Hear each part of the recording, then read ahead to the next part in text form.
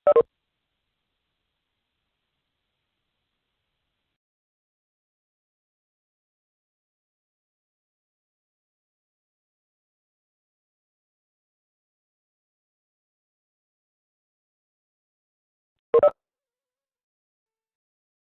soal respon sebab saya pindah barang-barang saya ni dekat pejabat.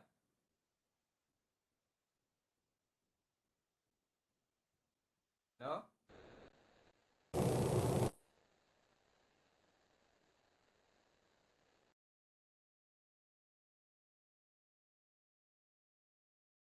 Ya, boleh dengar. Hello? Boleh tak seorang respon, dengar tak suara saya? Dengar, Doktor. Dengar, Doktor. Ada macam gema tak? Ada tak?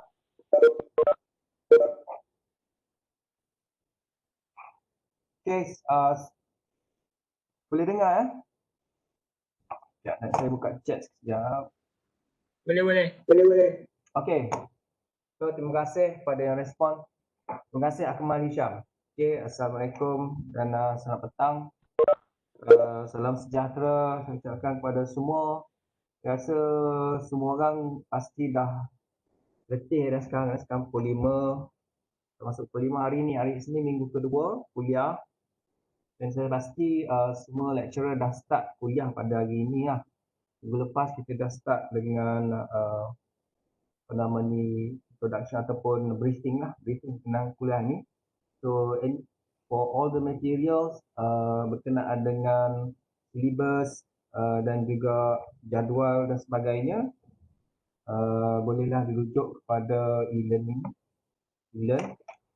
Sebab hari ni kita dah nak masuk dah ke kuliah kita untuk topik 1. Sebenarnya untuk topik 1 ini introduction saja. Introduction to Electronics Equipment Design. Okay. So saya nak share ni sekejap. So berkenaan dengan you all punya video ataupun you all punya kamera tu, siapa-siapa yang nak on ataupun tak nak on, tak ada masalah ya. It's up to you. Cumanya untuk memastikan you all ada, sementara saya nak share attendance dulu. Okay, untuk memastikan you all ada, ini attendance Sambil-sambil tu boleh record attendance dulu. So sebenarnya ada isu lah. Hari ni je keluar isu tu. Nyatakan bahawa ada student dia kamera dia macam rosak, laptop dia yang lama. So tak boleh nak on kamera, tapi lecturer suruh dia on kamera. So dia macam masalah lah bagi dia kan. So bagi saya, siapa-siapa yang nak on kamera ataupun tak nak on, tak ada masalah. It's up to you. But basically from time to time I will make sure that you are there lah. Kalau boleh saya tak nak lah duduk sini bercakap seorang-seorang kan. So from time to time I will call some of you, maybe I will call your name and then you have to respond lah. Okay. Mungkin juga saya akan tanya soalan dan saya akan petik nama siapa-siapa saja yang saya lihat ada kat sini lah. So make sure nama you all pun mestilah nama yang bukan nama samaran lah. Kalau boleh nama yang boleh nama penuh, nama apa pun ataupun nama sebenar lah. Right? So untuk hari ni saya tutup ni So sambil-sambil tu boleh buka dululah boleh boleh record dulu attendance untuk kuliah yang second week ni. Dan seperti mana yang you all sedia maklum ya, kuliah kita hari ini akan berlangsung selama 2 jam straight ya. Direct 2 hours lecture because we have rearranged our schedule. For today, Monday, we will start at 5 and we finish around 7. So tomorrow from 8 to 9 kita tak ada kuliah lagi lah. Hari Selasa ada kuliah sebab kita terus saja hari ini straight 2 jam sehingga pukul 7. But basically I will not keep talking until 2 hours non-stop lah. Basically after sejam macam tu saya akan bagi semua rehat lah, dalam take a break about 5 minutes before we continue again. But okay, for this few weeks daripada minggu ini mungkin dalam 3 ataupun 4 minggu ataupun 5 minggu ni saya akan bercakap berkenaan dengan teori sahaja. Okay, the theoretical aspect is covered in this course, in which we have about 6 topics to be completed about the theoretical of the electronic design. Okay, so I will start sharing my slides now. If you don't have, kalau ada yang tak sempat untuk record attendance, nanti WhatsApp saya lah. WhatsApp saya dalam group saja, bagi tahu nanti saya akan share lagi lah. Okay, now I'm going to share the slides. Yeah.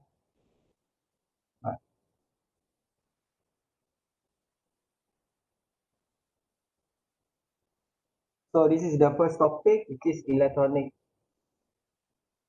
equipment design, ataupun lebih kepada introduction to electronic equipment design. So this is the learning outcome of this topic.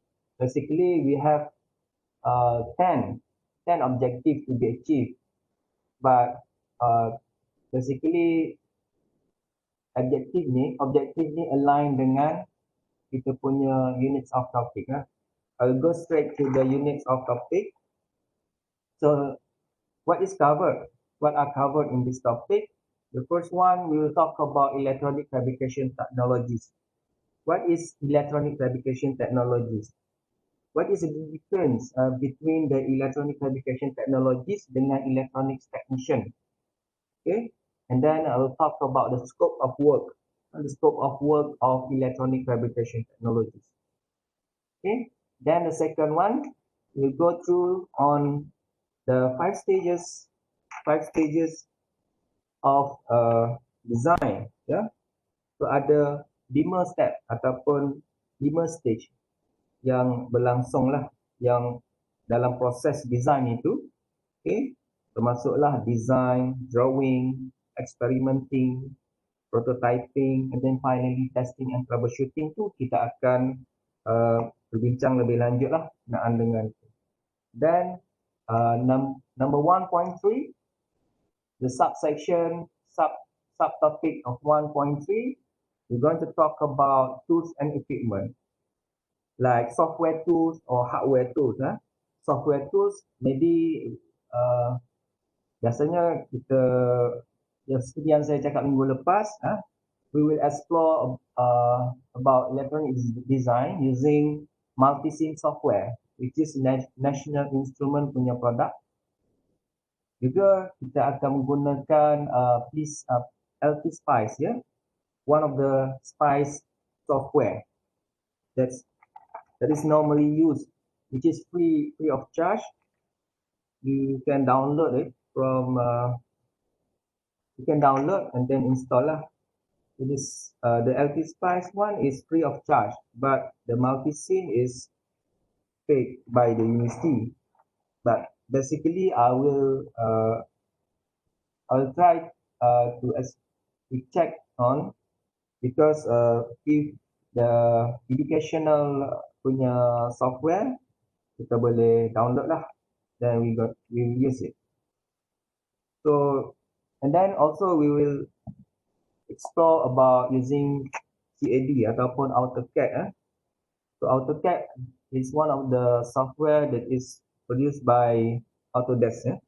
So Autodesk ni dia banyak, ada AutoCAD, ada Autodesk yang lebih kepada design of the electronic circuit. Okay, tapi kita nak gunakan AutoCAD itu untuk mechanical design ataupun lebih kepada design of the enclosure, design of the cover of the electronic circuit that we develop. Okay, then terusnya dari segi hardware tools, mungkin kita boleh kenal lah apakah hardware tools yang kita gunakan untuk electronic design.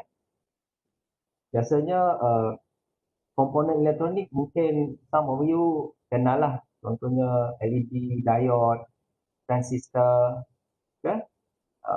Dan juga biasanya kita juga menggunakan apa yang kita panggil breadboard. Breadboard yang digunakan untuk design elektronik equipment. Contohnya apabila kita buat projek tanpa menggunakan solder, kita gunakan breadboard.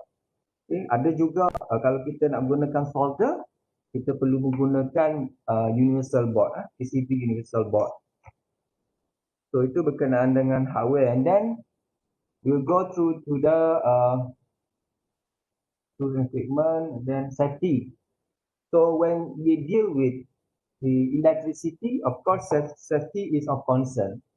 So safety, for example, how much current will kill you. Contohnya bila ada electric shock, okay, berapa banyak current, at least minimum current berapa masuk dalam badan awak, boleh menyebabkan kematian ataupun injuries lah. Okay, itu about safety. And then we will proceed on the design methodology. Di mana design methodology ni biasanya terbahagi kepada dua, iaitu problem category and the solution category. And then system approach, system approach in electronic design. Okay, then the design process. The design process di peringkat konsep dia macam mana, dari segi design process ni peringkat konsep tu macam mana, dan juga how to produce the design drawings in design process. And finally, saya akan sentuh sedikit lah berkenaan dengan before breadboarding.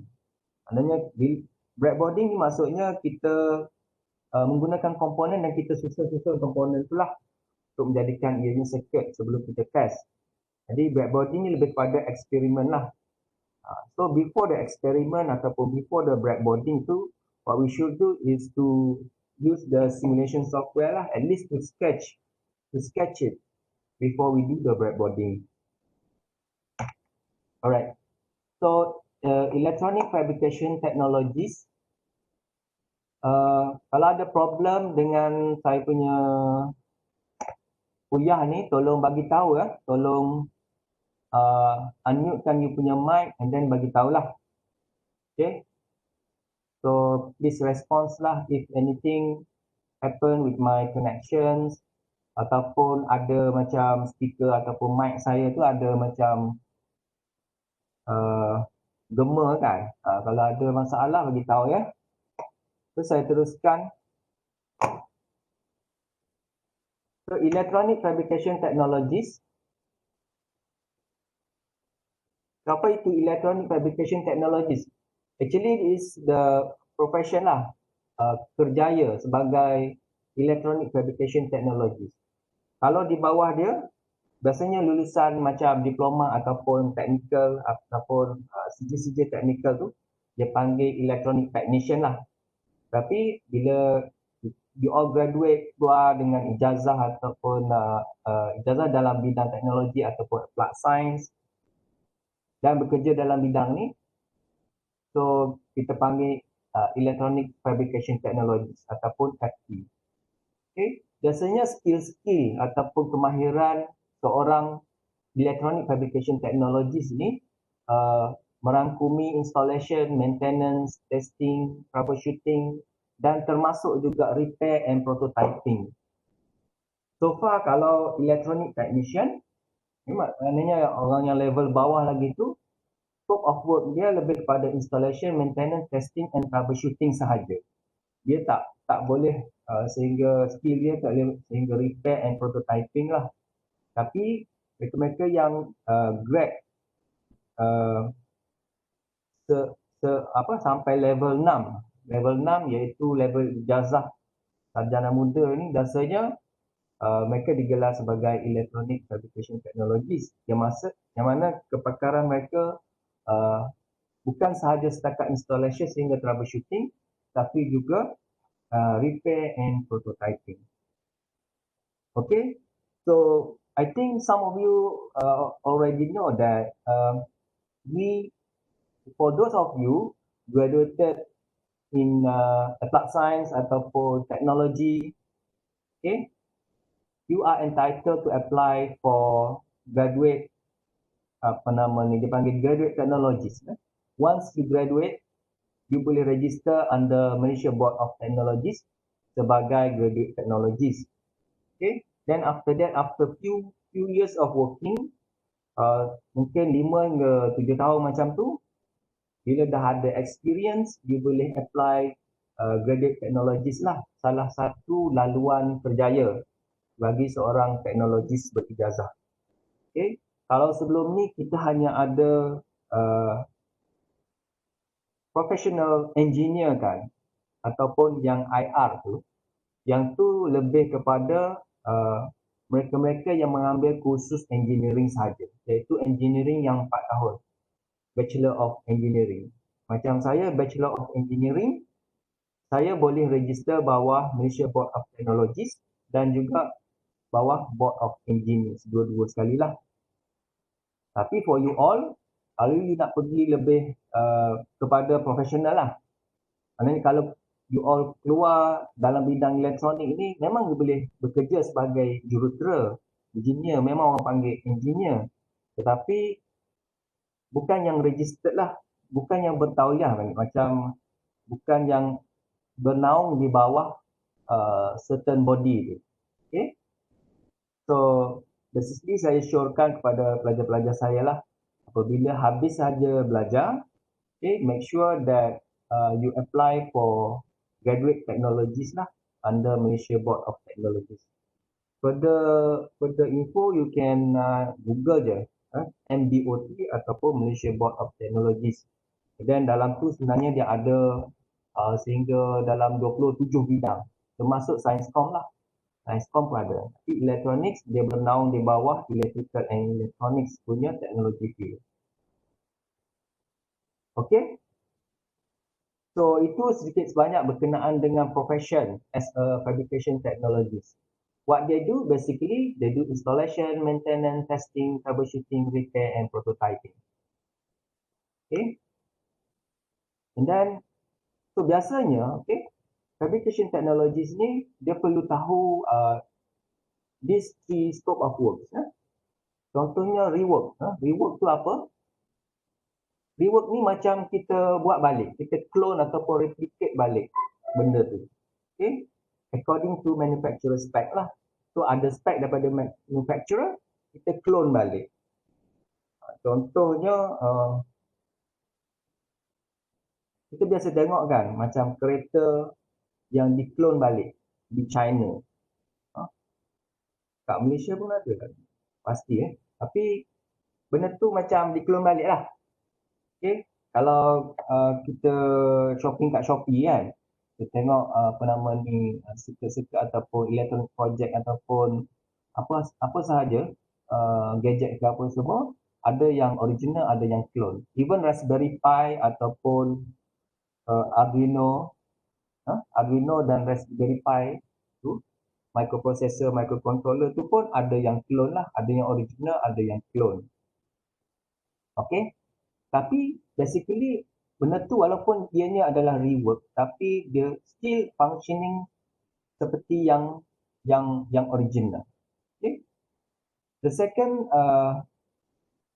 thing that the fabrication technology should know is repair. Okay? Repair ni semua kita dah biasa lah. Repair ni maknanya kita modify but the same function. Maksudnya kita baik pulih lah sesuatu untuk memastikan ianya berfungsi seperti biasa. Okay? So itu adalah repair. Dan seterusnya adalah prototyping. So what is prototyping? Means that it is the creation of hand-assembled project that will reassemble as much as possible the final mass-produced equipment. So sebelum kita mula-mula kita design and then kita buat prototype. So prototype itu adalah peringkat akhir dalam proses design lah. untuk sebelum kita memulakan mass production.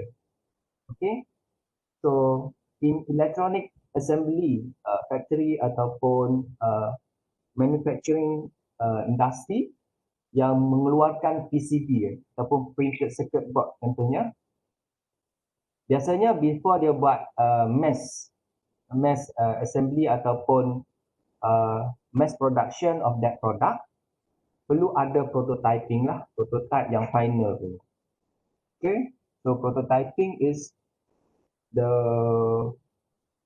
final product in design stage before it goes to the mass production. Okay, so kalau kita tengok sekarang ni banyak produk-produk yang which is massly produced. Maknanya dan dia orang boleh jual dengan harga yang murah lah bila dia buat mass production lah. Contohnya barang-barang daripada China lah. In fact sekarang kita boleh order terus barang-barang daripada China. Nanti kalau nak buat electronic project pun jangan order projek yang dah siap daripada China. Sebab ada task dia. Ada task dia lah, nanti saya beri task dia untuk you all build your own electronic project. Okay. So next is 5 stages. 5 step dalam design.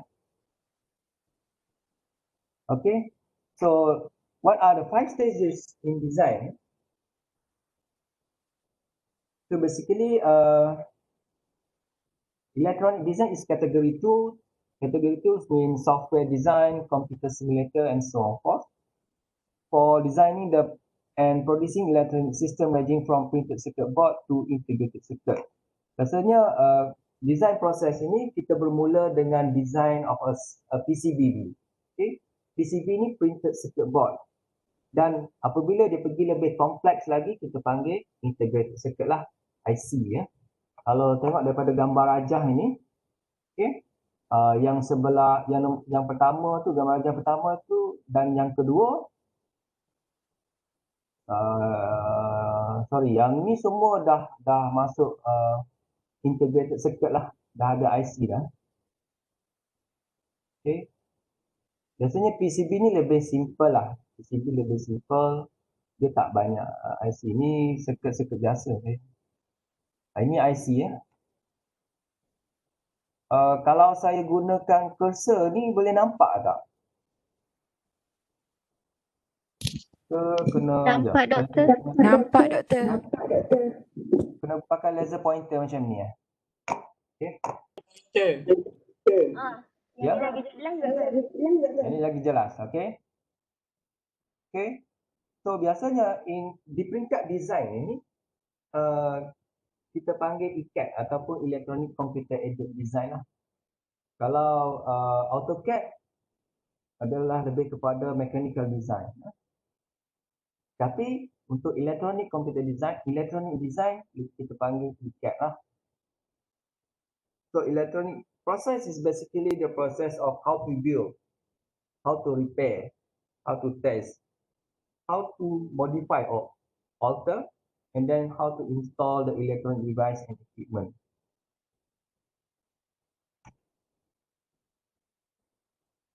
So kita tak masuk lagi 5 stages ni ya. Sebenarnya ini introduction kepada 5 stages of electronic design. So bila kita complete the process, kita akan ada dari segi output lah, apa yang kita dapat daripada design kita tu. Bila kita melepasi 5 stages of design itu, apa yang kita dapat outcome from the 5 stages of design is firstly the hardware lah. Kita akan dapat satu prototype dalam bentuk hardware, dan satu lagi apa yang ada bersama kita adalah project report ataupun documentation. So in electronic design, kita bukan sahaja fokus on hardware, tapi proses itu perlu direkodkan dalam bentuk dokumen. So basically when you become an electronic fabrication technologist ataupun electronic engineer yang deal with PCB for example, so if you involve in design or R&D, Okay. So maknanya kerja you bukan sahaja based on develop the hardware ataupun the prototype saja, tetapi juga ada documentation, ada standard documentation dia lah. Okay, the first stage in 5 stages of electronic design is design. Okay, the first stage is design. Normally design is done by the engineer. Okay, biasanya orang-orang orang bawahan kita ataupun technician, mereka yang graduate dalam diploma ataupun apa nama ni sijil, mereka tak buat design.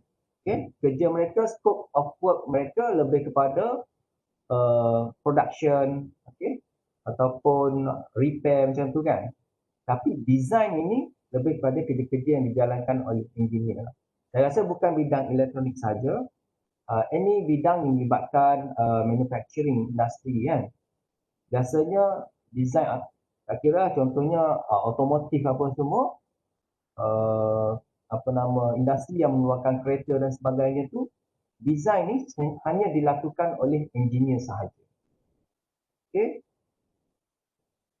So di peringkat at the stage of design ni ada dua ya, two step design process ya, iaitu pertama producing a concept. Konsep ni nanti saya akan explain lebih lanjut lah. And then requirement document. Apa itu konsep and requirement document? Okay, nanti saya akan explain. Yang kedua, a set of 3 design drawings ya. So di peringkat design ni ada 3 set design drawings ya. Pertama, the first one is system diagram ya.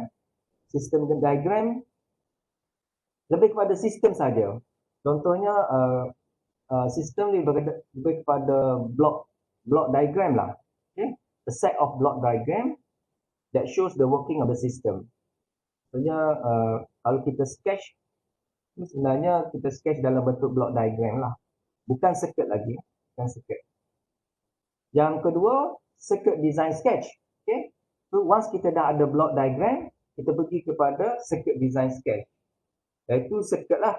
Maknanya dari segi komponennya kita boleh nampak lah, ada resistor, ada diode, ada transistor, okay, ada battery part dan sebagainya lah. Itu circuit design sketch. And then packaging plan. Packaging plan ni biasanya lebih kepada macam mana kita punya final product tu looks like. Okay. Packaging plan ni contohnya macam CPU komputer. Belakang saya ni ada CPU komputer kan. Kita panggil CPU. Sebenarnya dalam tu ada prosesor. Itu desktop komputer ni ada, kita panggil CPU sebenarnya.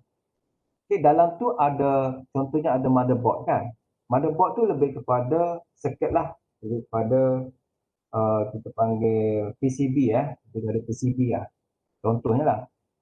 Tapi enclosure dia. Okay, enclosure dia. Maknanya casing dia. Casing komputer itu, itulah yang dinamakan sebagai packaging plan. Kerana packaging plan ni kita nak design dia macam mana? Kita nak letak switch dia kat mana? Kita nak letak connector bagi USB contohnya kat mana? Kita nak letak connector bagi supply, power supply dia kat mana? Itu lebih kepada design of the enclosure dia. Okay.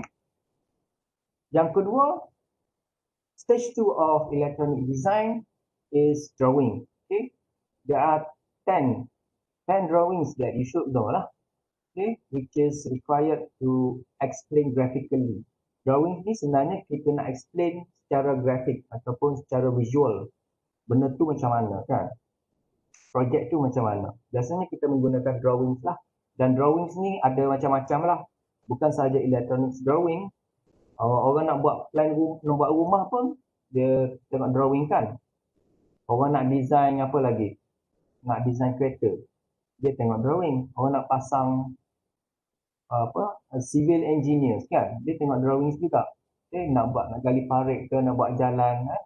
Dia tengok drawing juga. Itulah juga dalam bidang electronics, kita perlu ada drawings juga. Drawings memang ada. Siapa-siapa jadi mechanical engineer ke, electrical engineer ke, civil engineer ke, mesti kena biasa untuk baca drawing. Boleh baca drawing lah. Sepatutnya macam itulah. That is why kadang-kadang kalau pergi latih industri ataupun industrial training, what the industry expect is student should know how to read the drawings lah. Okay, contohnya kalau you all pergi ke industri electronics, bekerja dekat industri elektronik, menjalankan latihan industri, okay, engineer akan bagi, okay, ni drawing, okay, boleh baca tak drawing tu? So kena belajar lah. Okay. So in this part, we will explore more lah about 10 drawing sets itu apa dalam 5 stages of electronic design. Tapi dalam drawings ni sebenarnya,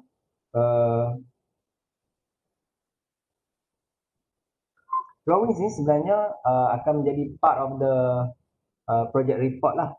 Sebab tadi yang saya cakap tadi, kita akan menghasilkan hardware dan juga report kan, documentation. So drawings ni akan jadi part of the documentation. Tetapi sebelum pergi kepada experimenting stage, hanya 3 set of drawing sahaja yang akan di-consider. Okay? Nanti kita ada ni kat sini ya. Ini ada. So apa itu design drawing set yang 3 tu dan apa itu working schematic drawing, we will explore lah nanti in the next slides. And the third stage of design is experimenting. Experimenting ni which is more to assembly lah, assembly. Okay, how do we assemble the electronic components on the breadboard? Biasanya kita guna breadboard dah sekarang, lebih senang. Kalau masa zaman saya study dulu, breadboard ni tak ada lagi. Tak ada breadboard masa saya study dulu. Terus sahaja solder komponen tu atas PCB boardnya yang apa? Universal board tu, atas board. Tak ada breadboard. Okay. So breadboard ni memudahkan lah. When we do the experiment, we just need to assemble the component on the breadboard. Okay, and then make sure that it is connected to each other lah. Okay. So basically, in the experiment, is how we use the breadboard to assemble the circuit. And of course, in breadboarding also we will need the drawing. Ada breadboard drawing nanti saya akan tunjukkan. Okay. So this is the breadboard. Okay. Gambar dia macam ni lah. Kalau kita masuk lab nanti benda tu ada, saya boleh tunjukkan. Saya pun ada dalam sini. Tapi breadboard ni macam ni lah bentuk dia ya. Okay, dia ada lubang-lubang kat sini ya. Dan apa yang perlu kita tahu breadboard ni dia ada 2 bus strip. 2 bus strip. Satu atas, satu bawah. Okey, bus ni sebenarnya dia bersambung daripada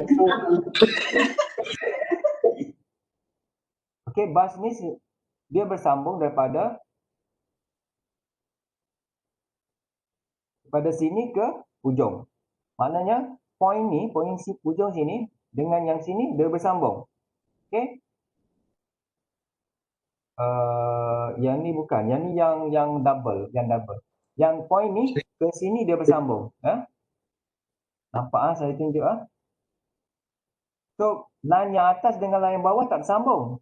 Dia bersambung secara melintang, horizontally connected sampai sini. Tapi kat sini dia tak bersambung maknanya bahagian ni dengan bahagian ni tak bersambung. Okey, yang tu kita perlu tahulah. Apabila kita susun komponen tiba-tiba contohnya LED, lampu LED tak nyala sebab kita punya pemahaman tu breadboard ini. So we should know that the connected strip is from here to sini, lepas tu daripada sini ke sini. Okay, yang ni pun sama daripada sini ke sini dan dari sini ke sini. Okay, yang bawah pun sama. Okay, untuk bus strip ni sama, sambung ke sini, sini. Yang ni ke sini, sini. Maknanya kalau bahagian ni dengan bahagian ni tak bersambung sebab dia ada macam satu bus ataupun ada macam gap lah ataupun pembahagi kat sini, divider kat sini, dia tak bersambung. Tetapi untuk terminal strip ni yang tengah-tengah warna hijau ini, dia bersambung secara vertikal. Okay? Ada 1, 2, 3, 4, 5 lubang tu bersambung. Okay? Connected. Yang bawah pun sama, connected. So biasanya kita susun komponen di bahagian yang hijau ni lah. Bahagian yang hijau ni kita susun komponen. And then bahagian ni biasanya kalau saya design, saya letakkan connector, wire untuk disambung ke external source lah. Contohnya sambung ke bateri, ini sambung ke output lain macam speaker ke, macam buzzer ke kan. Okay, so bahagian electronic component biasanya bahagian ini. Alright, so yang ni the actual figure, the actual picture of the breadboard lah. So this is an example of the complex circuit. Circuit yang dah siap di atas breadboard. As you can see, this is actually the Intel 8088 single board computer. Sebab dia ada macam IC kan. It has some ICs and then wires connected macam berserabut macam tu. Ada switch ada terminal connector juga kat sini. Then ada some diodes. Some diode at the side of this board. So kalau kita tengok macam ni, memang berserabut lah. That is why kita kena proses ini dalam bentuk printed circuit board ataupun PCB. Kita perlu menggunakan software, design dia punya drawing tu. Lepas tu menggunakan mesin lah ataupun mesin lah, okay? Menggunakan mesin dekat lab kita dulu ada mesin untuk design PCB. Sekarang dah ada, tak guna, rosak. Okay? So basically macam ni lah, bila kita menggunakan breadboard and then we assemble the components, we connect the wires, apa yang kita dapat lihat hasilnya macam ni. Agak berserabut. Tapi benda ni functioning, tapi dari segi visualnya, apabila kita lihat benda ni macam berserabut lah. Takkanlah kita nak produce, kita dah buat mass production dalam bentuk macam ni. So there are another stages that you should follow before we complete our electronic design. And then the stage untuk stage 4 adalah prototyping. So prototyping is a permanent working project which is actually built. Okay. So bila kita dah siap, contohnya yang ni, kita dah siap dalam bentuk breadboard ini, kita dah test semua komponen ni connected to each other, bersambung, tak ada masalah dari segi continuity. And then if we test the output, kita dapat output dia yang kita nak kan. So once this one is completed and tested, and then we can convert this. We can convert this into the prototype. So this one supposed to be the final prototype lah. Okay, the final prototype in terms of PCB ataupun printed circuit board.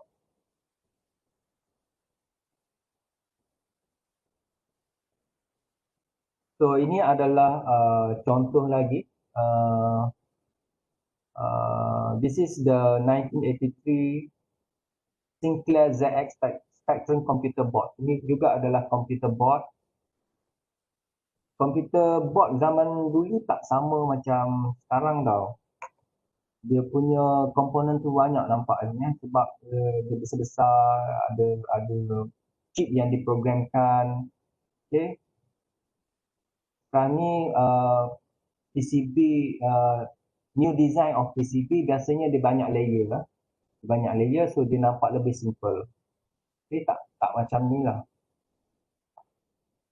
So as you can see from this PCB in this figure, bahagian ni kalau kita tengok betul-betul, kita akan nampak macam something like conductive traces.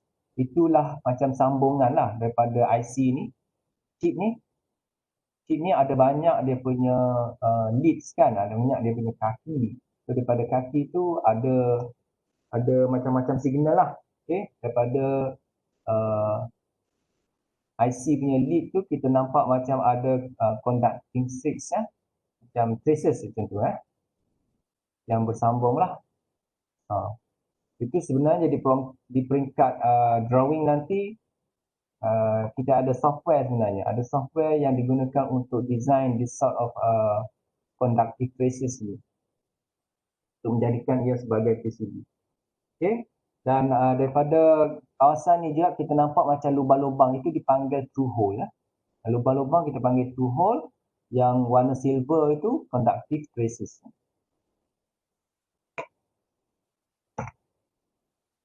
This is an example of the PCB layout program. You can use the software, contohnya, ni apa software? Okay, we can use the software to design the PCB layout. So as you can see, from here, we can identify some of the components on this drawn on this software. Contohnya ini drawing untuk motor controller. Okay, PCB untuk motor controller, ada IC U1, IC U2, ada diode, macam C6, C7 ni diode. JP ni sebenarnya jumper. And then R ni represent the resistor, D1 ni diode juga. Okay, C is not diode. This one is capacitor. C is capacitor, D is diode, R is resistor. This is another capacitor, ada IC, jumper. Ini contoh drawing bagi PCB layout.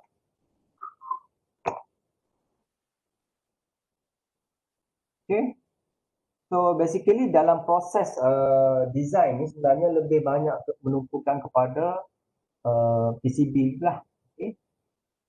Right. So PCB, maknanya PCB itu the entire process of the manufacturing involved in design. Major part of the entire fabrication process. Okay, the final stage is testing, troubleshooting, and final documentation. So once we completed our prototype, what we will do is to test it. Maknanya kita perlu test in terms of functionality. Kita nak make sure kita punya prototype project itu functioning. And then troubleshoot means that we want to find any problem related to our design project. Contohnya, katalah bila kita test, okay, tapi bila kita buat sambung-sambung dan kita operatekan benda tu, tiba-tiba dia tak berfungsi dengan baik. So we have to find the root cause of the problem lah by doing the troubleshooting. Then final documentation lebih kepada dokumen lah. Okay.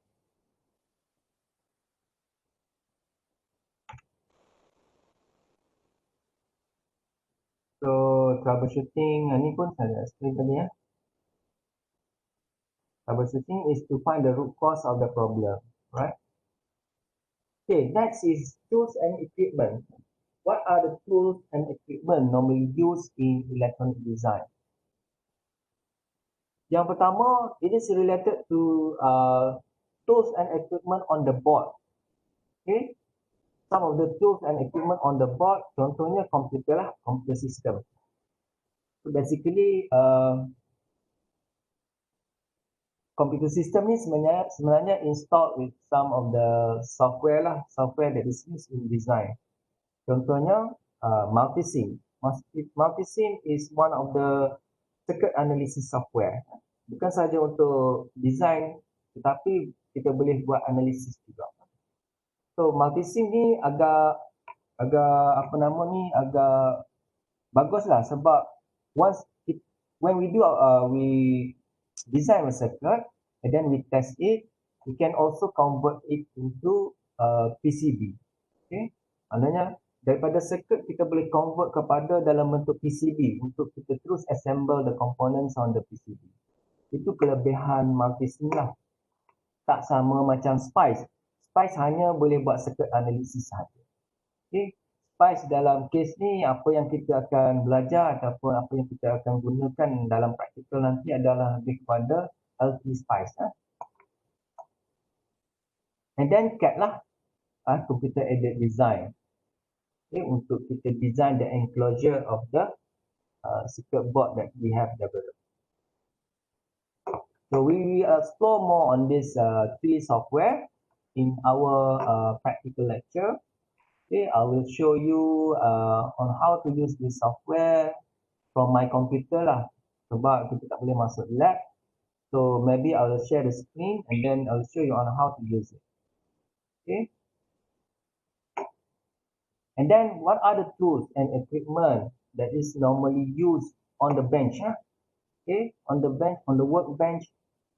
Kalau masuk lab, dekat workbench tu apa kita nampak? Apa yang biasanya digunakan dalam electronic design? Okay. Contohnya dari segi lighting, drafting lamp tu biasanya kita guna drafting lamp lah untuk pastikan ruang bekerja kita itu cerah kan. Okay. Drivers like screwdrivers, any drivers lah. Cutters, pliers, wire clippers, yang ni biasa kita gunakan. Wire cutter, plier untuk kita kita pusing-pusingkan tu kan untuk make it looks nice kan. Kita gunakan plier lah. Then wire clippers untuk kita stripkan buang apa nama ni dia punya bahagian luar tu kan. Wire clippers. Okay.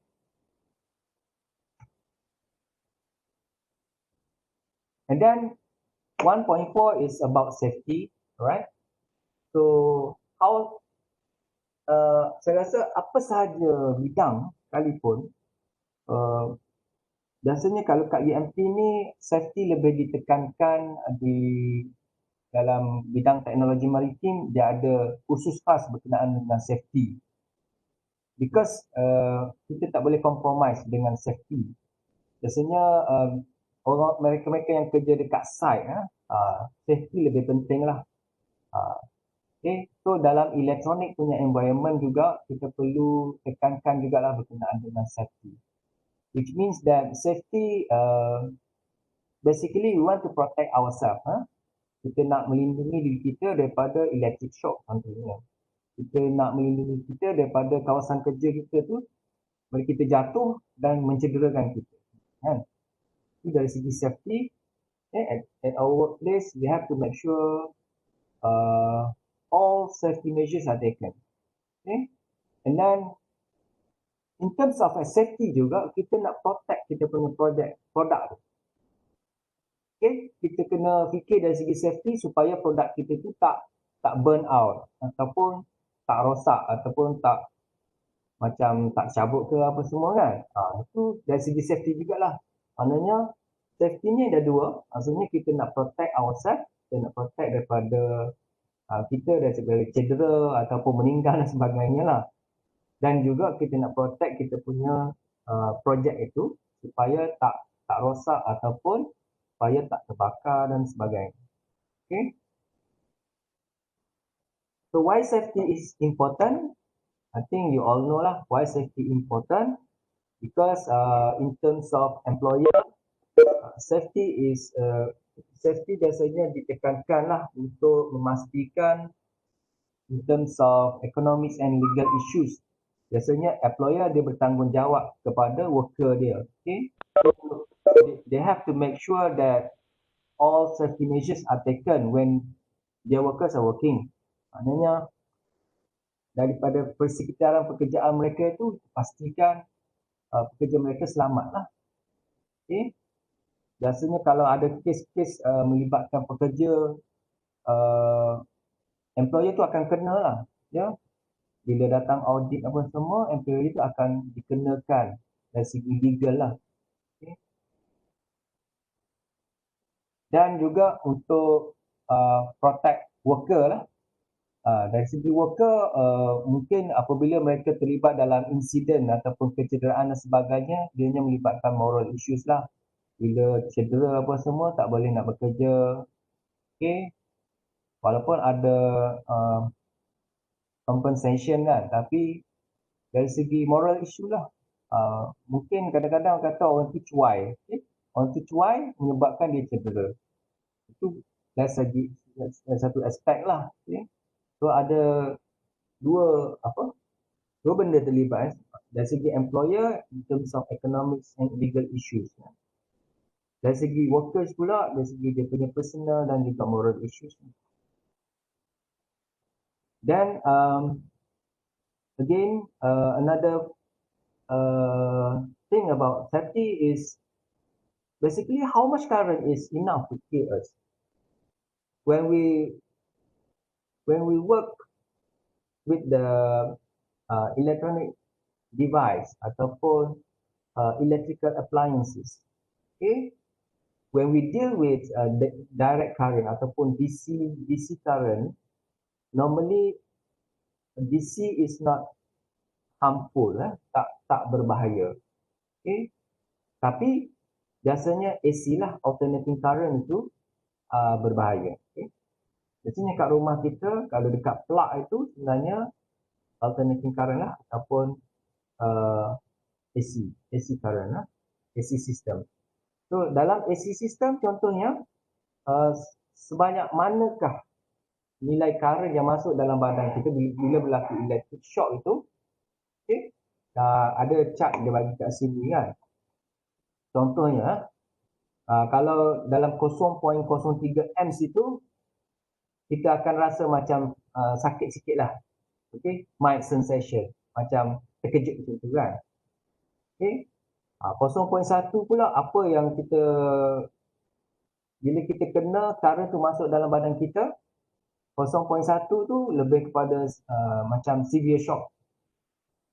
Muscular paralysis, rasa macam kebas-kebas macam tu kan. Saya pernah kena lah ni, biasa lah ni. Kalau 0.1 ni, biasa juga kena, terkejut ni. Okay. Tapi bila kena dalam 0.2, at least 0.2, possible death. Okay. Boleh menyebabkan possibility of death. Okay. So 0.2 tu dah kira dah bahaya dah. Macam mana kita nak tahu electric component ataupun appliance itu 0.2? Kita tengok wattage dia. Kita tengok berapa watt appliance yang kita guna tu ataupun instrumen yang kita guna itu berapa watt. So contohnya kalau 0.2 amps ini tu maksimum 240. Saya tak lukis, saya tak tulis. Saya nanti untuk macam tutorial guna whiteboard apa semua tu saya akan prepare kemudian lah. Kat sini saya boleh kira sendiri lah. Macam mana kita nak tahu 0.2? Current 0.2 tu. Okay. Kita tengok power dia. Biasanya electronic equipment ni dia akan tunjuk berapa power dia dalam watt lah. Okay. So power is V times I kan. Kita tahu 0.2 akan membahayakan kita sehingga boleh menyebabkan kematian lah. So voltage biasanya 240 ataupun 230. So 240 darab dengan 0.2 lah. 0.2 1/5 kan. So 240 bagi 5.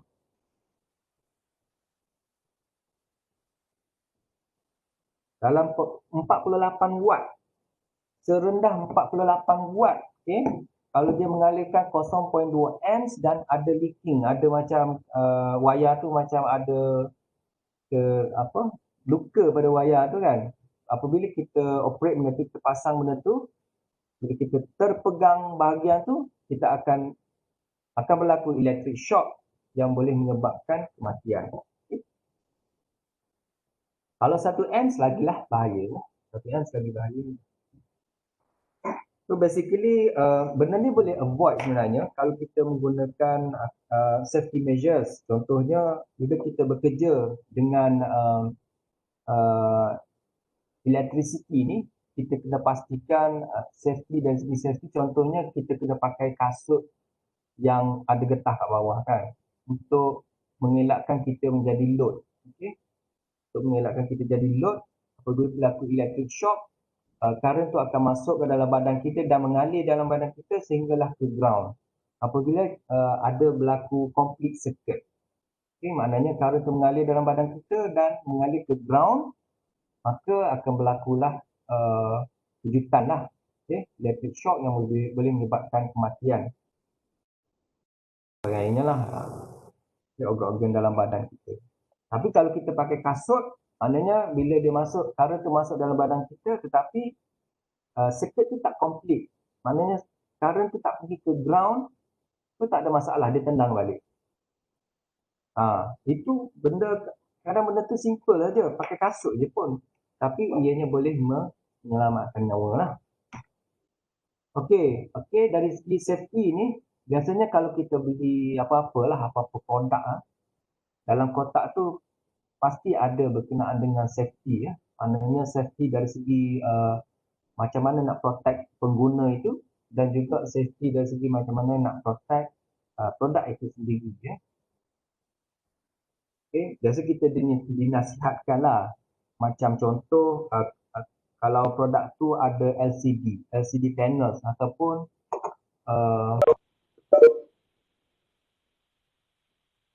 kalau produk tu ada LCD, okey, kadang-kadang bila kita silap penggunaan kita tak tahu kan.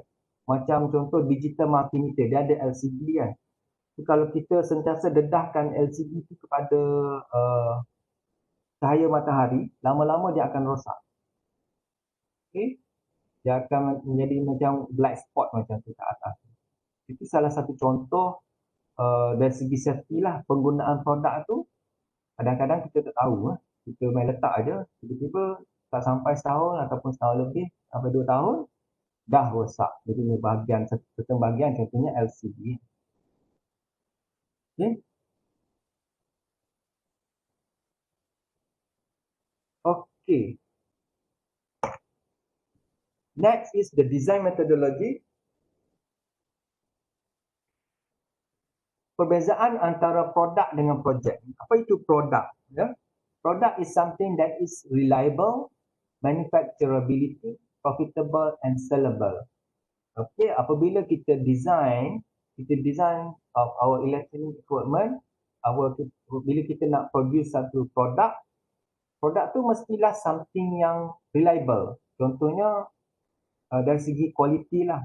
Okay, apabila orang guna, dia tak rosak, tak.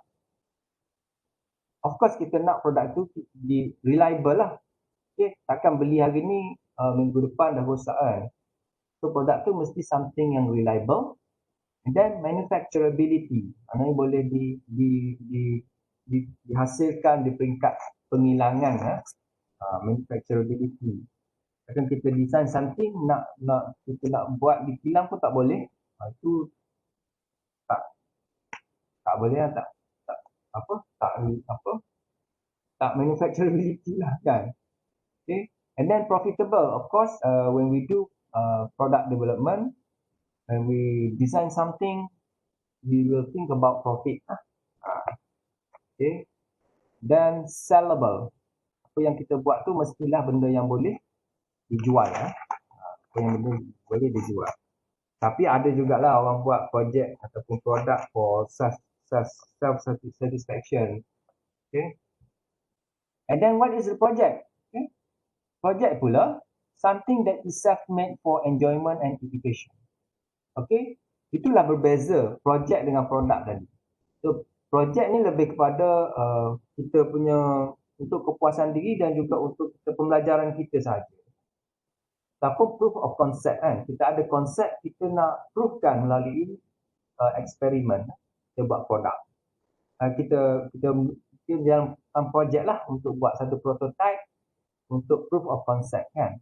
Tapi produk ni lebih kepada something yang reliable, manufacturability, profitable and sellable lah. Produk ni biasanya lebih kepada target industri itu sendiri.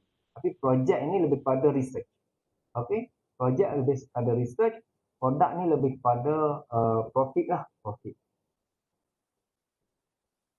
Okay, so in design method there are two things need to be considered. Okay, one of the thing is identifying the problem category.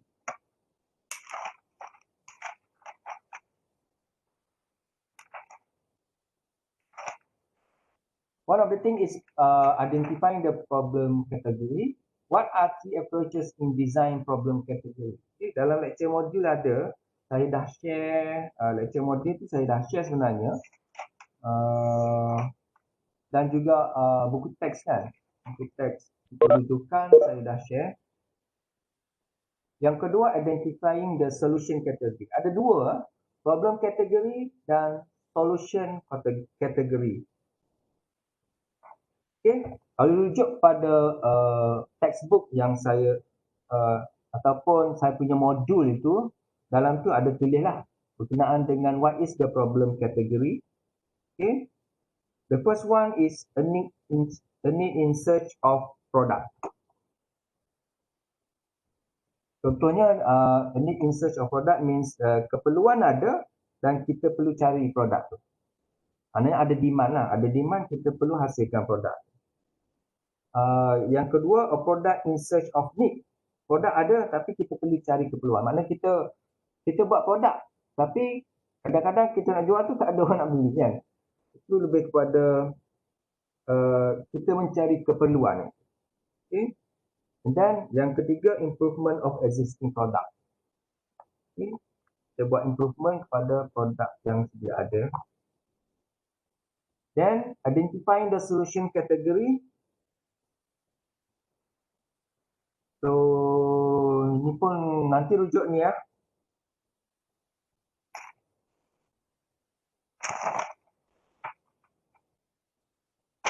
Nanti rujuk itulah dia ada untuk identifying the solution category ni ada berapa ah? Ada 3 lah. 3 solution approach. Okay? In identifying the solution category. So please check your lecture module for further details about that. Then system approach.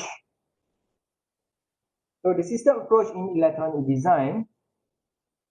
Oh, system approach banyak lagi ni ya.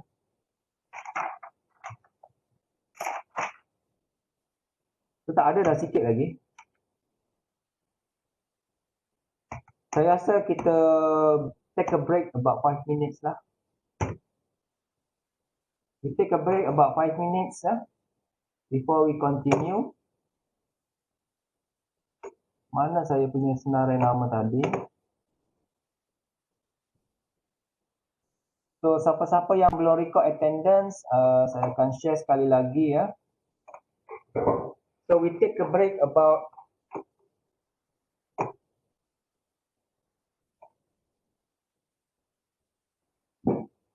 5 minutes break.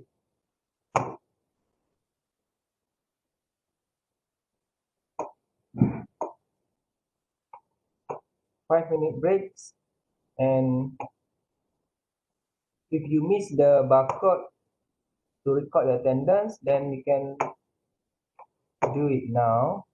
Mana dah? Nampak tak barcode tu? Nampak kan?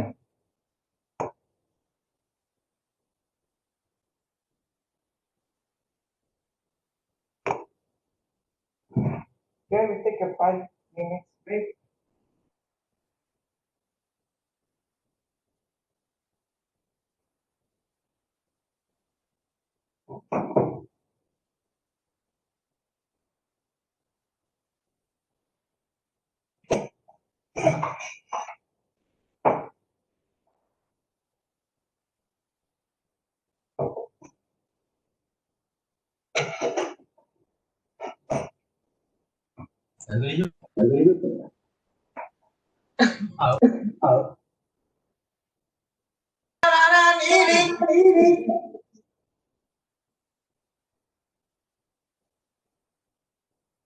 Kalau ikat kawan tu jangan bagi dia kacau. Kalau ikat dia.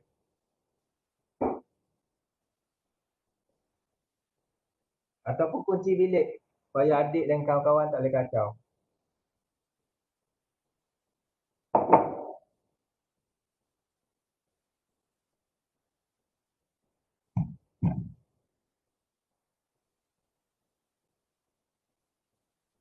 Ni apa ni, orang nak kuliah dia kacau kan?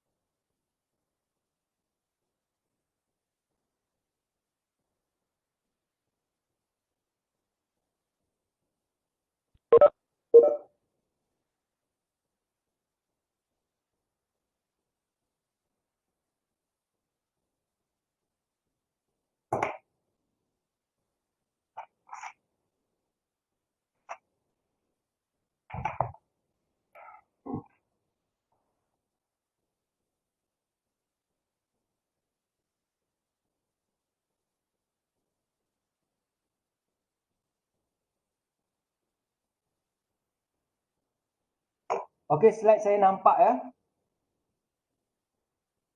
Nampak? Nampak Nampak, Doktor. Okey. So kita teruskan Okay, next is about the system approach in electronic design. So this is basically the flow of the system approach, the flow chart of the system approach in electronic design. First thing is we have the electronic components. Contohnya kita ada resistor, kita ada diode, kita ada capacitor, okay, kita ada transistor, kita ada IC. Then what we do is to build the electronic circuit The next step is electronic circuit. Next step is electronic circuit And then when we couple with input output dan juga transducers. Transducers ni sensor sensor ataupun display ke apa semua, auxiliary device tu kita sambung-sambungkan, yang tu dipanggil electronic system. So basically system approach ni ada 3. Satu electronic component. Component tu contohnya resistor, diode, capacitor macam tu kan. And then the combine component ni membentuk satu electronic circuit. Okay. Okay, yang mana kita sambung-sambungkan komponen ini membentuk electronic circuit. And then once kita ada electronic circuit, kita menggunakan sensor sebagai input kan, dan juga display, contohnya buzzer ke kan, speaker ke, okay. So itu bila kita gabungkan tu semua, ianya menjadi electronic system. Itu perbezaan di peringkat-peringkat approach ini. Okay. And then in electronic component, itu sistem approach bahagian yang pertama sekali, electronic component. Nanti kita nak kenal apakah electronic component yang biasanya digunakan. Okay. So basically saya biasanya akan buatlah soalan-soalan berkaitan dengan komponen ini supaya biasanya saya bagi yang simple-simple aja lah. Okay. Contohnya tidak siapa ni? Saya nak panggil seorang boleh tak? Okey, Nur Afika. Nur Afika boleh respon tak? Okey, yang ni apa? Yang ni kenal tak ini apa? Apa? Betul, kapasitor. Ini electrolytic capacitor ya. Kapasitor ada banyak jenis, ada seramik, ada electrolytic. Okey. Okey, saya nak tanya seorang lagi. Pastikan ada lah. Siapa yang tengah buat kerja lain tu akan kantoi lah kalau dia tak respon. Wan Sazli ada?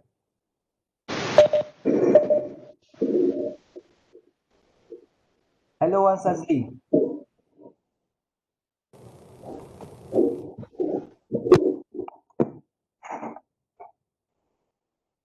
Ni sound je. Tak ada. Okey. Saya nak tanya Wan Sazli. Sekejap Okey, yang ni komponen apa? Kenal tak? Yang mana? Yang merah ni. LED. LED kan? Betul. Okey, LED. Okay, saya nak tanya seorang lagi. Boleh tak seorang lagi? Siapa? Nur Ain Balkis ada? Ada, Doktor. Ada. Okey. Yang 3 kaki ni, yang mana? Ini. Kenal tak ni apa? Saya tak ingat, Doktor. Tak ingat, saya tanya yang ni pula. Yang ni senang aja. Dalam kepala plug tu pun ada. Kenal tak yang ni? Saya tak kenal, saya tak ingat. Tak kenal? Tanya kawan kat sebelah ada. Kenal tak? Tu kawan tak kenal juga. Ke tak ada kawan? Tak ada kawan sebelah saya.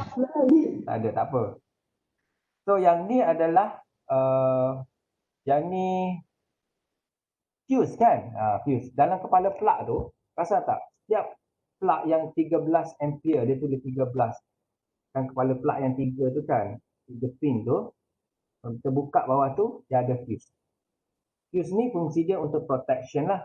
Maknanya kalau ada litar pintas ataupun short circuit ataupun ada kilat ke apa semua, dia akan putus. Dia akan terputus menyebabkan supply tu putuslah pada equipment tu. Ini adalah fuse. Okay. Yang tadi yang ni adalah transistor lah. Transistor biasanya ada 3 lead, ada 3 kaki. Okay. So transistor senang je nak cam dia. Kepala dia bentuk D dan biasanya warna hitam lah. So dia ada 3 kaki. Dan ni kapasitor lah. So yang ni biasanya orang kenal je. Kapasitor ni fungsi dia adalah untuk menyimpan tenaga, storage, as energy storage lah. Dan ni resistor, semua orang kenal lah resistor. Okay. Ini pun kapasitor ataupun ini lebih kepada operational amplifiers lah. Ini operational amplifiers. Kan ada LED juga. Ini LED jenis yang surface mounted lah. Yang dalam handphone ada ni, yang kecil-kecil ni LED. Okay. So ada IC. IC ni juga kita boleh kenal dia melalui dia punya kod ni lah. Kod. Setiap IC ada kod dia yang mana kita boleh rujuk dia punya datasheet lah untuk kita tahu apakah apa nama ni I/O dia ataupun input output leads dia tu lah. Okay, next. The system approach in electronic design. So electronic component ni biasanya kita boleh kategorikan dia ataupun kita boleh bahagikan kepada sama ada active or passive electric component. So what is the difference between active and passive electric component? Okay. Active component ni biasanya dia boleh provide gain. Okay. Biasanya dia perlukan supply, dia perlukan dia perlukan ada signal. Kita kena bagi signal kat dia baru dia berfungsi.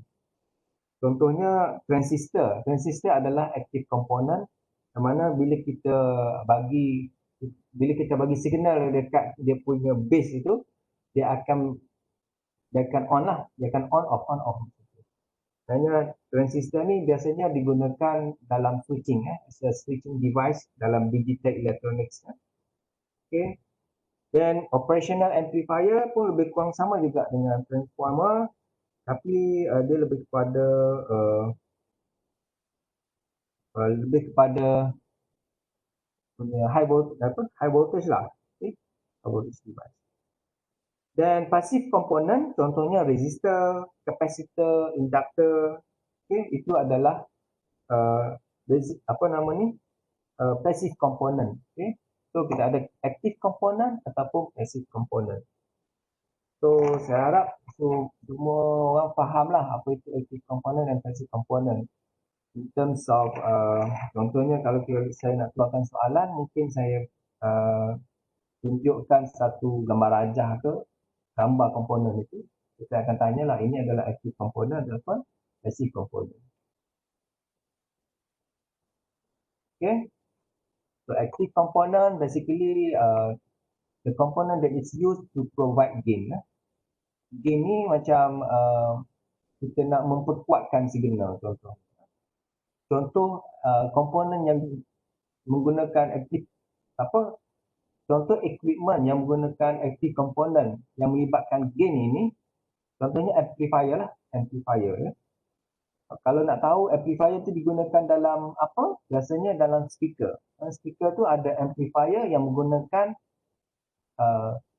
gain, menggunakan active component supaya kita boleh provide gain. Okay. So, passive component ni biasanya passive component ni untuk segi resistance contohnya untuk menghadkan pengaliran current, okay? Ataupun kapasitor untuk simpan tenaga, untuk simpan tenaga energy temporarily before it can be released later. Okay? Macam inductor juga adalah komponen untuk menyimpan tenaga lah. Okay, tenaga in terms of electricity punya energy. Okay, take some example of the passive components. Itu soalan yang boleh ditanyakan. Kenapa komputer saya ni lambat? Okay. Ini semua adalah active component. Contoh-contoh active component adalah contohnya triode. Triode, transistor. Ini semua dalam digital elektronik biasanya digunakan untuk sebagai switching. Dia ada collector, base dengan emitter. Okay. Biasanya kita nak control contohnya current daripada sini, untuk kita keluarkan current kepada sini, kita control kat sini. Kita control kat sini, kita bagi signal lah. Kita inject certain amount of signal, pulse ke apa semua kan. Pulse signal contohnya, kita bagi pulse kat sini, dia akan allow some amount of current to flow from C to E. Okay. Itu fungsi dia lah. contoh lain yang transistor ni kita gunakan adalah dalam inverter. Siapa pernah dengar inverter? Kalau kita beli barang elektrik, dia kata peti sejuk. Contohnya peti sejuk tu ada inverter. Ataupun kita beli aircon kan. Aircon dalam tu ada inverter. Dia kata aircon ni jimat tenaga sebab dia guna inverter. Apa itu inverter? Inverter tu yang menggunakan komponen ni lah. Menggunakan transistor. Menggunakan switching untuk tukar voltage daripada DC kepada AC. Itu maksud inverter. The inverter is the system ataupun the electric component, the electric device that can convert DC voltage kepada AC voltage. Okay. Dan ini pula adalah passive component. So sebenarnya, okay, gambar rajah ni silap lah. Gambar rajah ni tak betul. Ni bukan kapasitor, ini adalah transistor. So please take note lah. Nanti ada yang self study nanti mungkin akan keliru. Sebenarnya ini bukan kapasitor tetapi ini adalah transistor. Okey, ini simbol kapasitor lah. Kapasitor yang tadi. Yang siapa tadi? Mula-mula sekali saya tanya. Ini adalah kapasitor. So kapasitor juga adalah passive component. So kapasitor dan simbolnya dan juga inductors. Inductors juga adalah passive component. Walaupun fungsi inductor ni sebenarnya menyimpan tenaga. Bila kita bagi current, kita supply current kat sini, dia akan membentuk satu magnetic field. So basically magnetic field ni gelombang yang boleh, gelombang yang dihasilkan, gelombang elektromagnet yang dihasilkan yang mana dalam tu tersimpan tenaga. Okay? Tersimpan tenaga. Dan kita boleh induktor ni biasanya digunakan sebagai filter lah. Sebagai filter. Contohnya kalau ada signal yang ada noise kan. Signal yang ada noise, kita gunakan induktor ni untuk absorb some frequencies lah, some high frequency component supaya noise tu menjadi lebih clear lah. Contoh noise ni macam gema tadilah saya cakap kan. Saya tanya, okey, suara saya dapat didengar dengan jelas tak? Okey. Itu noise tu bila kita cakap dia macam gema bunyi macam tu kan. Itu contoh noise lah. So macam mana kita nak tackle noise tu? Kita menggunakan inductor. Dan satu lagi passive component yang biasa lah. Kalau katalah saya bagi soalan senaraikan 3 jenis passive component. List down 3 types of passive components. Okay, mungkin you akan mula-mula sekali yang akan bayangkan adalah this one lah, the bottom one which is resistor. Okay, resistor lah. Resistor, capacitor dan inductor. Itu contoh-contoh passive component ya. Komponen-komponen yang tidak provide gain ya. Komponen yang tidak provide gain. Next is a group of electronic circuit. Okay. The electronic circuit normally can be divided into 2 types of electronic circuit. Okay, yang pertama analog. Analog, it use the small current to control much larger current. Itu adalah analog circuit lah. Digital circuit use switch current on off very rapidly. So maknanya analog ni biasanya sinusoidal waveform contohnya. Okay, sinusoidal waveform, circuit yang menghasilkan sinusoidal waveform tu macam mana kita nak perkuatkan dia ataupun signal tu kita nak besarkan dia. Kita nak provide gain kepada signal itu. Itu analog circuit lah, contoh analog circuit. Okay.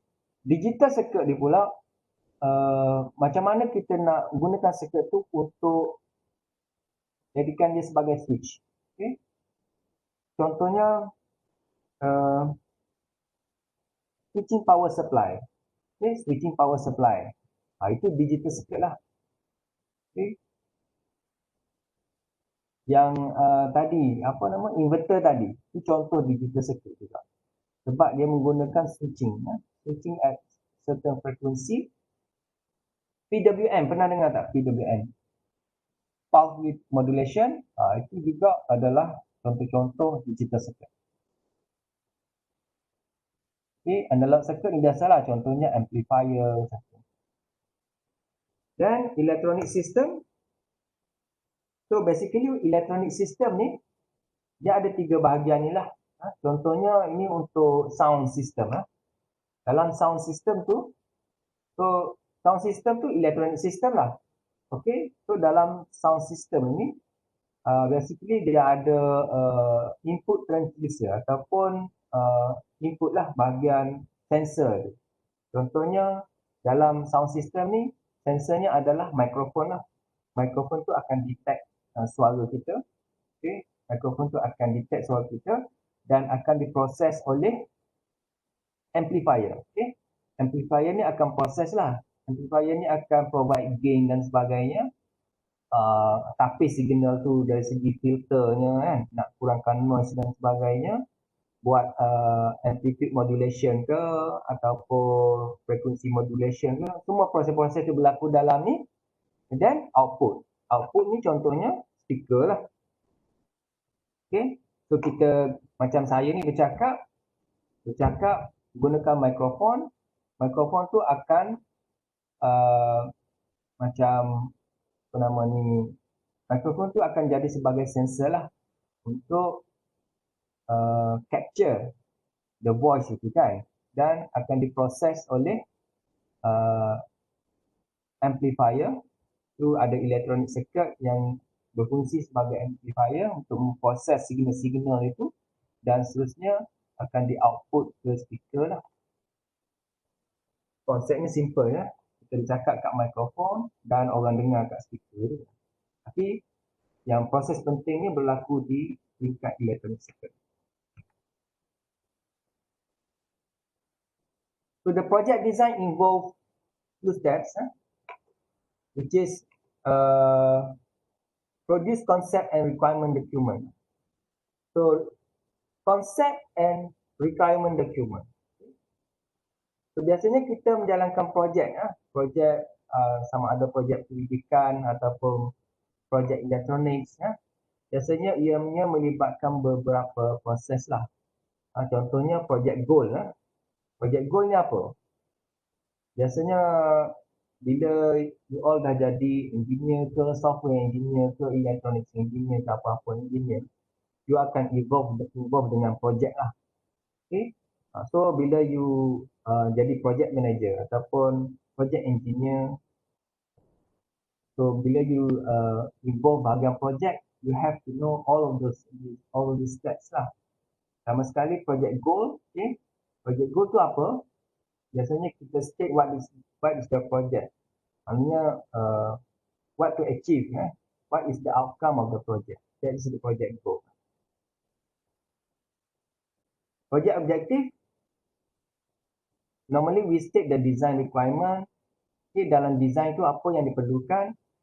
Okay, basically the question of stating specific design criteria and how they are to be met work should be included. Okay, design objective. Then project responsibilities, which is referring to somebody lah, people involved in the project. Maknanya dalam project itu ada responsibilities dia. Ada orang yang take care bahagian analisis ke, ada orang yang take care bahagian design, ada orang yang take care bahagian sketch. Okay, itu responsibilities. Okay. Dan akhir sekali yang D adalah theory of operation, which is a brief explanation on how the circuit work should be included. Okay, the design process we still have some ni. Saya rasa sikit je lagi nak habis bahagian ni. So, yang ni peringkat yang ke berapa 1.7 the design process.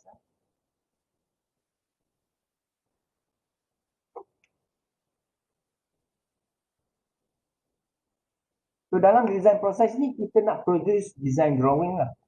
So there are 3 design drawings which include the system diagram, circuit sketch and the packaging plan. Saya rasa saya dah explain dah tadi berkenaan dengan ni. Circuit diagram is basically block diagram lah macam ni So ini contoh bagi design of microphone as input and then loudspeaker as output. So as you can see in this block diagram, contohnya ada bahagian microphone and then ada preamplifier and then tone and volume controls, okay, then power amplifier and then loudspeaker. Basically circuit-circuit yang terlibat ini biasanya circuit yang jenis amplifier lah, circuit yang jenis amplifier untuk provide gain kepada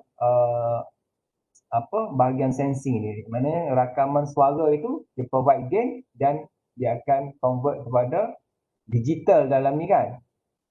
Convert kepada analog signal and then akan produce bunyi lah. Okay. So ini adalah contoh system diagram. Okay. The second one is circuit sketch. Circuit sketch yang di bawah ni. Based on the system diagram ini, kita boleh produce circuit sketch. So apa yang ada, apa komponen elektronik yang terlibat dalam ni, dalam design of the microphone and loudspeaker ni. Okay, contohnya LM386 ini adalah operational amplifier. Okay. LM386 ini adalah operational amplifier. Lepas tu ada bahagian yang control untuk volume. Ini resistor lah. Variable resistor untuk control dia punya volume. Input audio jack ni yang disambungkan kepada mic tadi kan. Yang disambungkan kepada mic.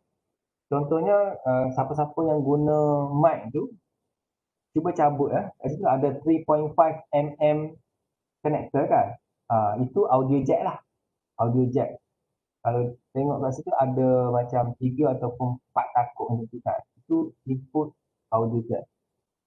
Input audio jack sambung record suara dan suara tu dikontrol lah kat sini. Dan berlaku some electronics kat sini maknanya ada electronic circuit kat sini yang control the gain. Okay, control the gain, provide gain ataupun tone and volume control dari segi filtering dan sebagainya hinggalah mengeluarkan bunyi. So this is a simple circuit that shows the functionality of the audio system ini Okay, finally a packaging plan. Okay, how do we plan to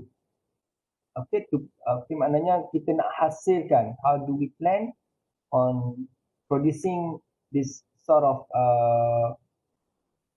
audio amplifier system. Okay, kalau kita shopping kita buka Shopee je contohnya kan, katalah kita nak beli speaker kan, bermacam-macam bentuk speaker dia design kan.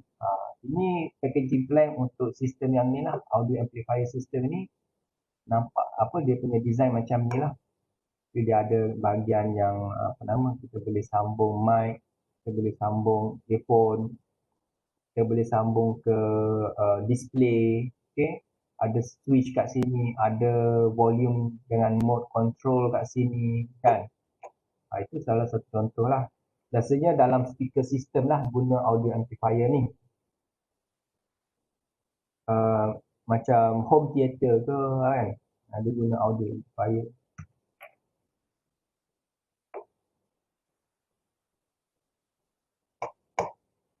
Okay, next before breadboarding ni part paling last kali ya, sebelum kita habis.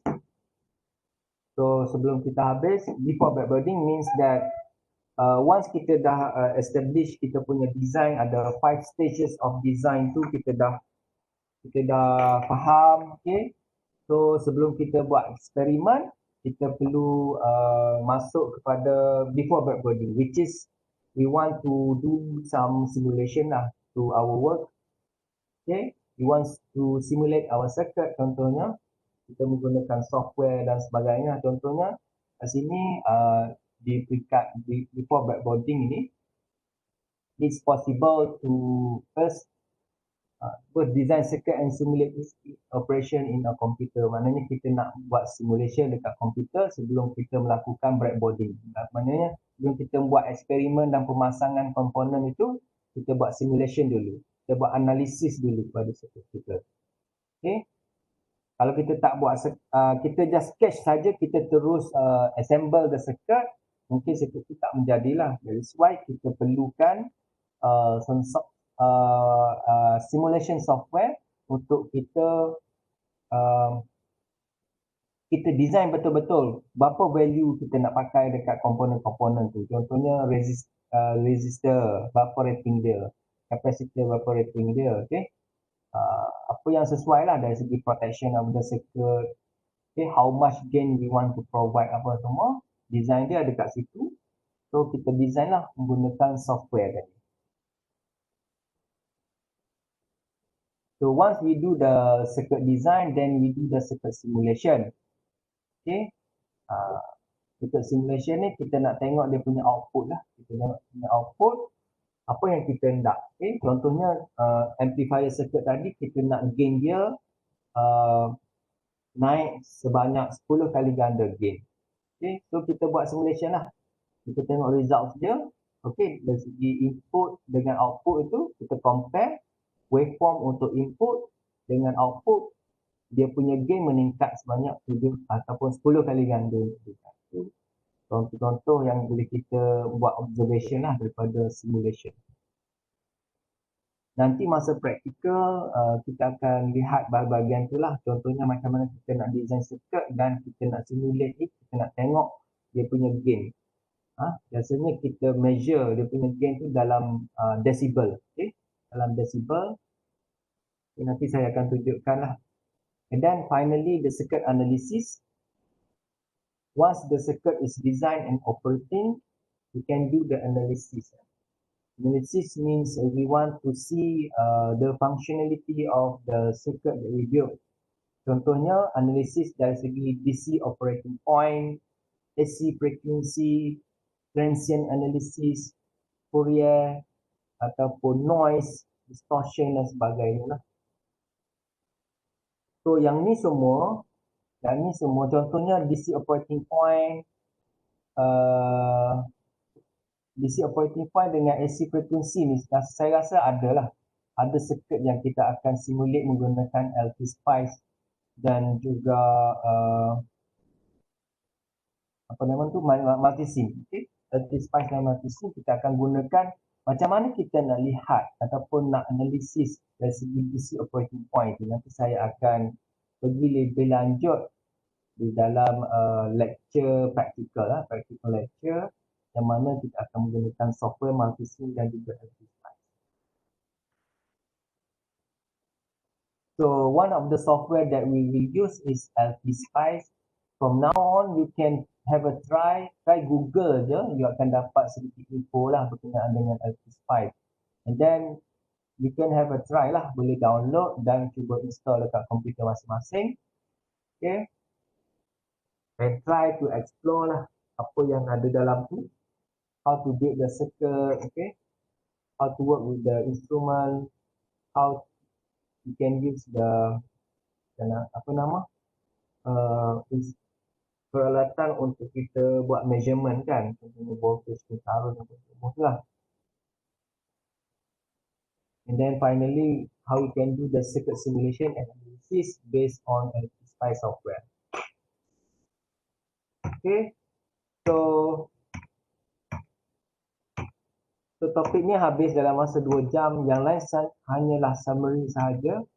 Yang paling penting, okay, apa yang perlu tahu adalah dari segi what are the 5 stage of fabrication process tadi, iaitu stage pertama designing, yang kedua drawing, yang ketiga experimenting, yang keempat prototyping, and then finally yang kelima testing, troubleshooting, and final implementation. Right? Then tools and equipment. Okay, then this is another figure that shows the stages of 5 stages of design. Okay, setiap stage ni ada bahagian yang melibatkan drawings, ya. Ada yang melibatkan graphics ataupun graphic document for drawing. In the next topic, we will be discussing more about drawing. I will introduce what are the 10 drawing set itu. Then stage mana yang terlibat dengan written document ini? Okay. Stage 1 ada written document dia, stage 3 experimenting pun ada written document dia. Then stage 5 ada the written document dia. Okay. So peringkat prototyping ni melibatkan drawing, experimenting pun ada drawing dia, peringkat stage 2 drawing ada juga drawing dia. Itu working schematic drawing. So soal lah nanti. Okay. So itu saja untuk bahagian topik 1 ini. So basically teori saja yang boleh menyebabkan semua orang tidur. Tapi tak apa. Nanti soalan-soalan berkaitan dengan teori ni basically saya akan bagi multiple choice questions. Okay. Multiple choice question. Yang mana quiz tu akan saya upload online lah. Nanti saya akan announce lah bila quiz tu available for answering. So basically bila saya buat online quiz ini, sebenarnya online quiz ni dia lebih kepada saya tak boleh nak control lah kalau student tu refer nota ke apa semua kan, sebab dia online. Kita tak boleh nak control student. Tapi dalam quiz online tu basically saya akan setting lah. Saya akan setting untuk pastikan dia shuffle ataupun dia keluar tak. Maknanya orang tu menjawab soalan nombor 3, tapi orang yang sebelah dia, orang lain tu menjawab soalan nombor 3 juga, tapi soalan lain. Sama lah. Okay. So basically quiz ni lebih kepada nak test dia punya skill menjawab. Kadang-kadang orang tu ambil masa lama untuk menjawab sebab dia terpaksa buka buku kan. Jadi dia tak ingat dalam kepala, so dia tak faham konsep dan sebagainya. So dia masa yang dia ambil untuk menjawab tu lambat. At the end, dia akan tak sempat menjawab. Contohnya soal 20 soalan, dia sempat jawab 10 sahaja. Okay. Berbanding dengan orang yang dah study betul-betul, dia tak perlu banyak buka buku. Jadi, so dia boleh menjawab dengan semua sekali lah soalan-soalan tu. Itu part yang boleh katakan tricky jugalah untuk student menjawab kan. Okay, saya rasa setakat ini saja yang dapat saya kongsikan dalam lecture yang pertama berkenaan dengan topik 1 ini untuk design of electronic equipment. So any problems you can ask in the group ataupun personally text me lah. Okay, so I think that's all for today. Kita habis 10 minit awal, so you all settle everything lah sebab dah nak malam. Okay, so itu saja daripada saya untuk hari ini. Kita jumpa lagi minggu depan lah, insyaAllah. Hari Isnin, seperti biasa pukul 5.27. Okay, Assalamualaikum warahmatullahi wabarakatuh. Thank you, Doktor. Terima kasih. Bye-bye. Terima kasih, Doktor. Bye.